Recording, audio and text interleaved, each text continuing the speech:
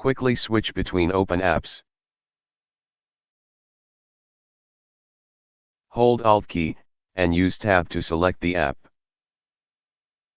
There are 6 apps opened on my desktop.